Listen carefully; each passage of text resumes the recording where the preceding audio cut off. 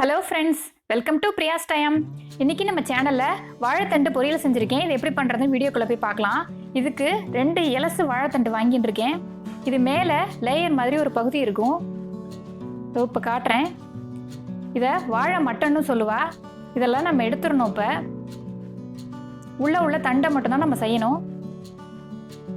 எல்லாத்தையும் எடுத்தாச்சு. இப்போ நான் நறுக்கி காட்டுறேன்.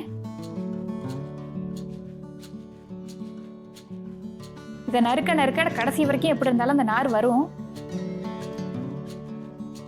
இது எப்படி செய்யறதுன்னு தெரியாதனால நிறைய பேர் செய்ய மாட்டா. இந்த மாதிரி வட்டமா நறுக்கின்ட்டு இதுல உள்ள நாரை இந்த மாதிரி எடுத்துடலாம். நான் இன்னொன்று நறுக்கி காட்டுறேன். இந்த மாதிரி இழுக்கும் போது எப்படி நார் வருதுன்னு பாருங்க.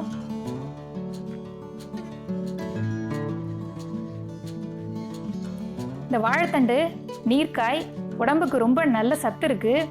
ஸ்டோன் எல்லாம் சரி செஞ்சிடும். இந்த மாதிரி எல்லாத்தையுமே வட்டமாக நறுக்கி வச்சிருக்கத குறுக்க நறுக்கின்ட்டு நீள வாக்கில் எல்லாத்தையும் நறுக்கி வச்சுக்கலாம்.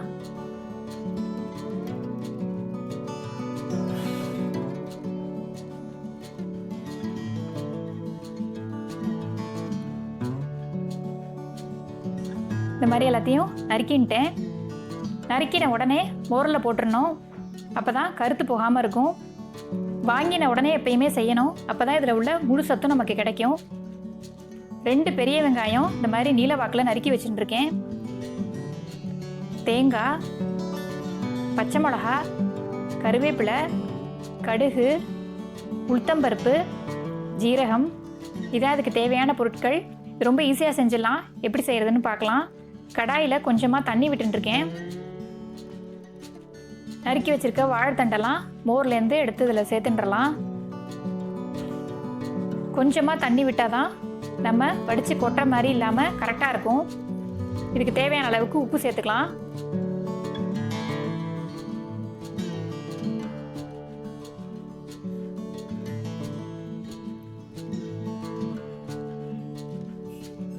நல்லா வெந்தெடுத்து தண்ணியெல்லாம் வத்திடுத்து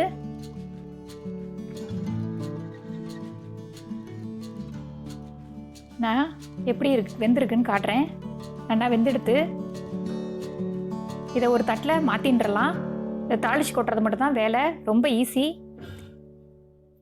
கடாயில் கொஞ்சமாக எண்ணெய் விட்டுருக்கேன். எண்ணெய் காஞ்சதும் 1 ஸ்பூன் கடுகு சேர்த்துக்கலாம்.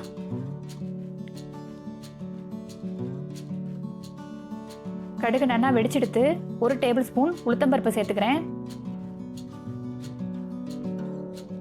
1 ஸ்பூன் ஜீரகம். இது எல்லாத்தையும் நல்லா கலந்து விட்டுறலாம். 5 பச்சை மிளகாயை இந்த மாதிரி கீறி வச்சுட்டுருக்கேன். கருவேப்பிலை எல்லாத்தையும் போட்டு நல்லா வதக்கியாச்சு. நறுக்கி வச்சிருக்க வெங்காயத்தையும் சேர்த்துக்கிறேன். வெங்காயம் நல்லா நிறம் மாறுற அளவுக்கு வதக்கணும். இதுக்கு தேவையான அளவுக்கு உப்பு சேர்த்துக்கலாம். வாழைத்தண்டில் ஏற்கனவே உப்பு போட்டிருக்கோம். வாழைத்தண்டு ரொம்ப உப்பு தாங்காது, பார்த்து போட்டுக்கணும். எல்லாத்தையும் நல்லா கலந்து விட்டாச்சு. இப்போ வேக வச்சிருக்க வாழைத்தண்டையும் நம்ம இதில் சேர்த்துன்றலாம்.